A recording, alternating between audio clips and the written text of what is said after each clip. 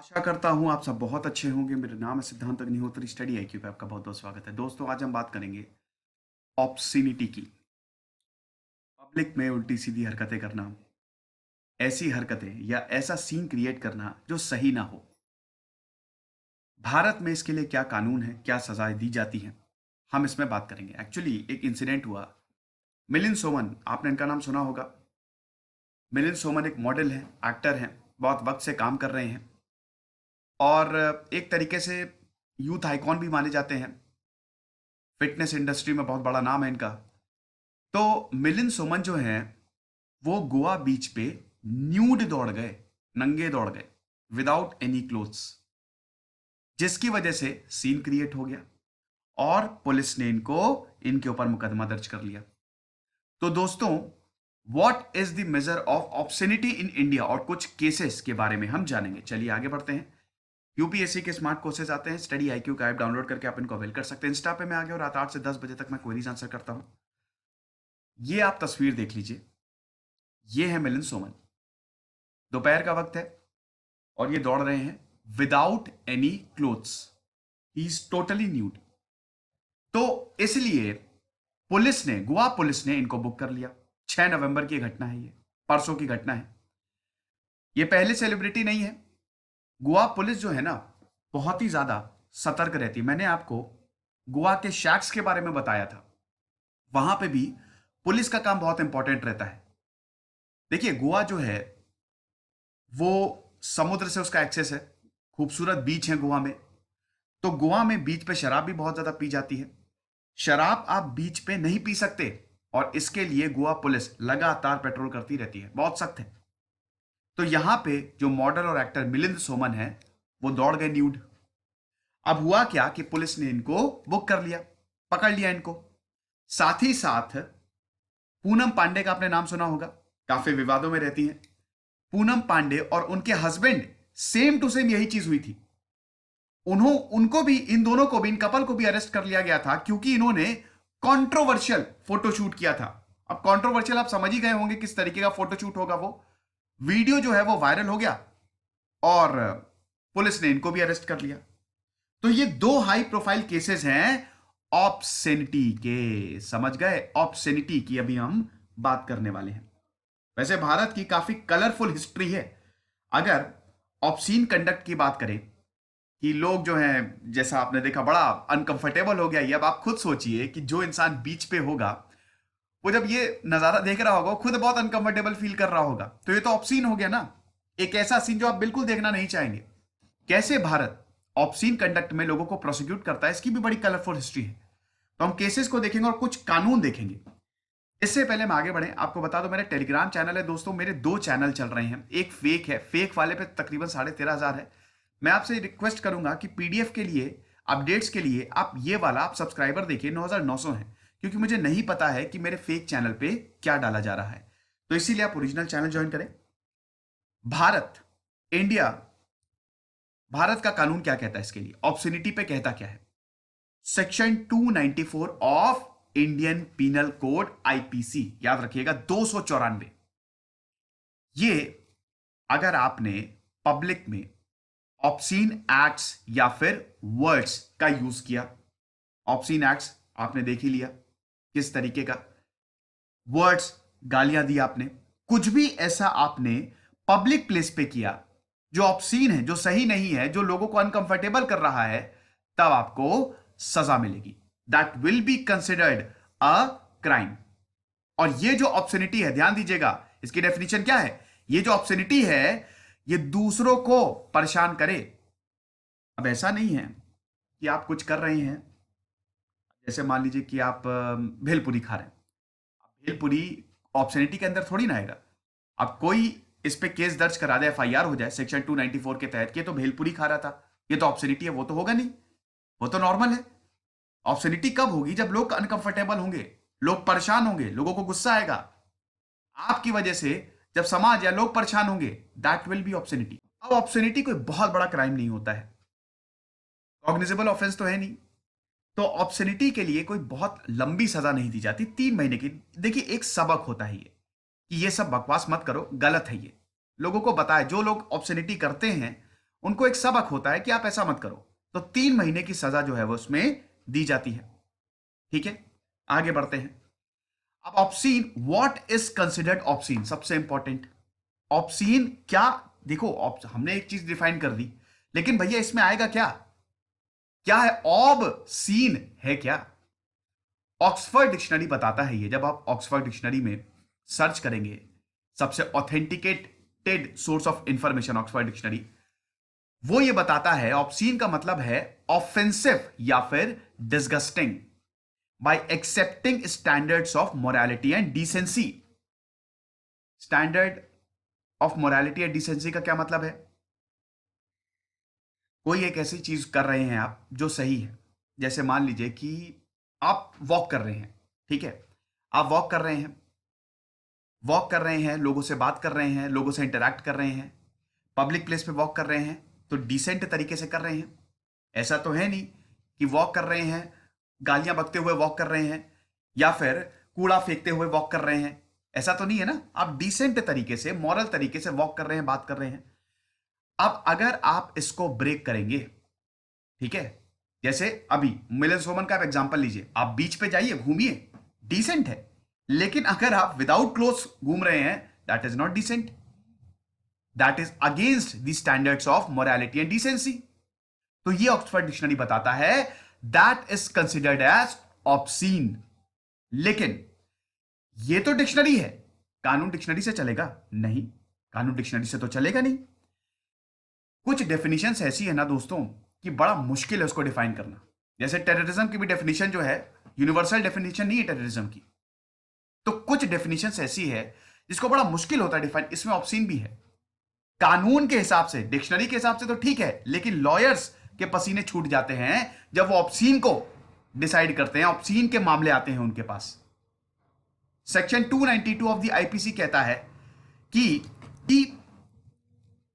कुछ भी लाशिवियस हो या फिर प्रूरियंट हो, क्या ये जो वर्ड्स हैं लाशिवियस और प्रूरियंट, हम इनके मीनिंग जानते हैं, बड़े खतरनाक वर्ड्स हैं। देखो, लाशिवियस मतलब होता है कि ओवर्ट सेक्सुअल इंटरेस्ट होना, ठीक है, किसी में सेक्सुअल इंटरेस्ट होना, डिजायर, समझ रहे हैं? जैसे कि आपने किसी को देखा, सेक्सुअल डिजायर हुई, और आपने कुछ ऐसा किया जो गलत है, जैसे आंख मार दी, ही गेव हर अ लाशिवियस विंक, समझ रहे हो? सो लाशिवियस क्या होता है? Revealing and overt sexual interest, किसी को लेके जब आपको सेक्सुअल इंटरेस्ट आता है, तो आईपीसी में बताया गया है कि that will be considered obscene. Prurient भी सेम ही मीनिंग होती है, सेक्सुअल डिजायर, और have the effect of depraving, मतलब मॉरली सही नहीं हो, इविल हो, और करप्टिंग समवन। तो ये लाशिवियस, प्रूरियंट, डिप्रेव और करप्ट, ये सब ऑब्सीन में आते हैं, ऑब्सेनिटी में आते हैं।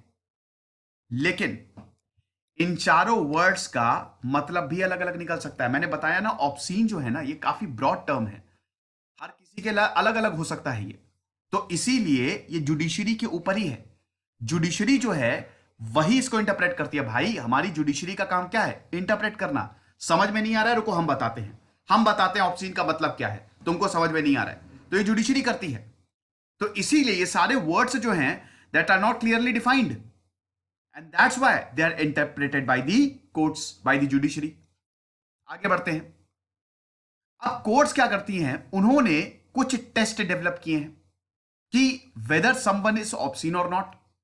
इसमें 1965 का रंजीत उदेशी जजमेंट बहुत इंपॉर्टेंट है, जब सुप्रीम कोर्ट ने विक्टोरियन एरा हिकलिन टेस्ट को एडॉप्ट किया।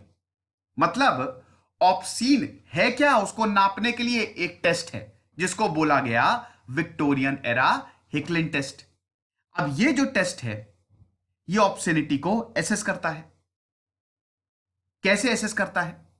क्या कोई इंसान ऐसी प्रैक्टिसेस कर रहा है, ऐसे काम कर रहा है जो दूसरों को इन्फ्लुएंस कर रहा हो, जो दूसरों को करप्ट कर रहा हो, जो दूसरों को एक ऐसे पाथ पे ले जा रहा हो जो सही नहीं है, जो समाज को इफेक्ट कर रहा हो, जो इमोरल हो। ये टेस्ट बताता है, इसको कहते हैं विक्टोरिया एरा हिकलिन टेस्ट। अब 2014 में पहले विक्टोरिया एरा हिकलिन टेस्ट था। 2014 में दोस्तों सुप्रीम कोर्ट ने अमेरिका का रॉथ टेस्ट अपना लिया, और रॉथ टेस्ट के हिसाब से ROTH रॉथ टेस्ट के हिसाब से यहां पे ऑब्सोनिटी को इवैल्यूएट किया जाता था एवरेज पर्सन के हिसाब से। आप समझ रहे हो कि नहीं मैं क्या बोल रहा हूं? मैं एक बार फिर से रिपीट कर देता हूं। देखो, अभी तक हमने ऑब्सोनिटी के बारे में देखा। ऑब्सोनिटी है क्या? आप ऑब्सोनिटी कैसे डिफाइन करोगे? ये मुश्किल होता है ना। किसी के ऊपर अगर ऑब्सोनिटी का चार्ज लगा है तो क्या वो ऑब्सोनिटी के अंदर वाकई में आता है कि नहीं? तो इसके लिए बाकायदा टेस्ट बनाए गए हैं। तो एक टेस्ट है 1965 में जो जजमेंट था, उसमें हमने विक्टोरियन एरा हिकलिन टेस्ट लिया कि कुछ भी ऐसा है जो डिप्रेविंग है या फिर जो किसी को करप्ट कर रहा है, जो इमोरल है, दैट विल बी कंसिडर्ड ऑब्सोनिटी, और उसके अगर इसमें कोई केस आता है सजा दी जाएगी। लेकिन 2014 में हम इसे डिविएट हो गए, हमने इस टेस्ट को खत्म कर दिया और हम अमेरिका के रॉथ टेस्ट की तरफ चले गए। अब रॉथ टेस्ट कम्युनिटी स्टैंडर्ड सेट करता है, ठीक है, कि जो चेंजिंग वैल्यू, जो सोसाइटी में वैल्यू चेंज हो रही है, इंसान उस हिसाब से है कि नहीं। जैसे मान लो कि अभी इंसानियत की एक एग्जांपल दे रहा हूं कि इंसानियत है, वो एक वैल्यू है। अच्छाई, आपको अच्छाई करनी है, लेकिन अगर मान लो कि कोई इंसान अच्छाई नहीं कर रहा है तो वो ऑब्सोनिटी के अंदर आएगा। एक एग्जांपल दे रहा हूं सिर्फ। जो अभी वैल्यूज हैं, जो सोसाइटी ने वैल्यूज डिफाइन की है, अगर इंसान उस हिसाब से नहीं है तो वो ऑब्सोनिटी के अंदर आएगा। ये रॉथ टेस्ट जो है वो बताता है। तो इस टेस्ट के हिसाब से अगर 10-20 साल पहले कोई ऐसी चीज हो जो ऑब्सीन मानी जाती है, वो आज नहीं मानी जाएगी, तो थोड़ा सा ये लिबरल अप्रोच हो गया। अब हम फ्रीडम ऑफ एक्सप्रेशन की बात करते हैं। फ्रीडम ऑफ एक्सप्रेशन का क्या? Right to freedom of expression. देखो, ये एब्सोल्यूट तो है नहीं। आर्टिकल 19 ऑफ द कॉन्स्टिट्यूशन ये बोलता है ना कि right to freedom of expression है आपके पास, आप अपनी स्पीच और एक्सप्रेशन को एक्सप्रेस कर सकते हो। सबसे इंपॉर्टेंट है ये। हमेशा इसी की बात आती है जब भी कोई भी ऐसी कोशिश की जाती है लोगों को दबाने की या अथॉरिटीज के द्वारा, जब तो हमेशा राइट टू फ्रीडम की बात आती है। बट ये एब्सोल्यूट नहीं है, याद रखिएगा। एब्सोल्यूट मतलब क्या? इसका मतलब आप नहीं है कि कुछ भी बोलें, कुछ भी करें। इसमें भी रिस्ट्रिक्शंस हैं, ठीक है। आर्टिकल 19 में भी बाकायदा रिस्ट्रिक्शन दिए गए हैं। 6 तरीके के फ्रीडम्स की बात की है ना लक्ष्मीकांत, पढ़ो, बहुत इंपॉर्टेंट है, फंडामेंटल राइट्स में आता है ये। तो डिसेंसी और मोरालिटी को लेके भी यहां पे रिस्ट्रिक्शंस है। तो एक तरीके से फ्री स्पीच बैलेंस है। कम्युनिटी स्टैंडर्ड तय किए गए हैं ना। हम एक कम्युनिटी, आप सिंपल तरीके से सोचो, ये सोसाइटी है, हम एक कम्युनिटी में रहते हैं, उसके स्टैंडर्ड है कि आपको अगर सड़क पे, जैसे बीच की बात कर रहे हैं, मिलन सोमन की बात कर रहे हैं, अगर आपको बीच पे जाना है तो आपको प्रॉपर तरीके से जाना है। मोरालिटी को ध्यान में रखते हुए जाओ, समाज को ध्यान में, लोगों को ध्यान में रखते हुए घूमो, बीच पे कपड़े पहन के घूमो, कुछ भी ऐसा मत करो, बीच पे आप शराब मत पियो। ये सब हमारे कम्युनिटी स्टैंडर्ड है। लेकिन अगर आप इन स्टैंडर्ड से अलग जाओगे तो दैट विल बी कंसिडर्ड ऑब्सोनिटी, और वो फ्री स्पीच के अंदर नहीं आता, और तब आपको सजा मिलेगी। समझे? अब दोस्तों, इंडियन कोर्ट्स ने, देखो ये कई बार डिबेट रहती है मोरालिटी और फ्रीडम के बीच में। देखो, आर्टिस्टिक फ्रीडम की एक बात होती है। जैसे कुछ पेंटर्स हैं जो आपको पता ही है कि वो पेंटिंग्स ऐसे बनाते हैं कि वो ऑब्सीन, थोड़ा सा जब आप देखेंगे तो अनकंफर्टेबल हो जाएंगे। जैसे उसमें न्यूड पिक्चर्स होंगी। एमएफ हुसैन की पेंटिंग्स इनमें से एक है। तो अब इन पे भी केस हुआ था, तो यहां पे सुप्रीम कोर्ट ने ये जजमेंट दिया, ठीक है। ये जजमेंट दिया सुप्रीम कोर्ट ने, ये बोला कि जो आर्ट है that is often provocative but it is not meant for everyone. तो इस तरीके के मटेरियल को that can not be label as obscene simply because it is unpalatable to one section of the society. कहने का मतलब यह है कि आर्ट जो है वो डेफिनेटली प्रोवोकेटिव होती है, वो भी ऑब्सीन, बट उसको हर कोई नहीं समझ सकता। अगर आप 100 लोगों को खड़ा कर देंगे और आप एक पेंटिंग दिखाएंगे जो बहुत ही एक बड़ी अनकंफर्टेबल पेंटिंग है, उसमें मान लीजिए बहुत हिंसा दिखाई गई है, हो सकता है लोग उससे सहमत नहीं हो और जाके सेक्शन 292 बोल दे कि एफआईआर दर्ज कर दे कि ये तो ऑब्सीन है, ये मटेरियल ऑब्सीन है, बट वो आर्ट है, वो हर किसी के समझ में नहीं आएगी।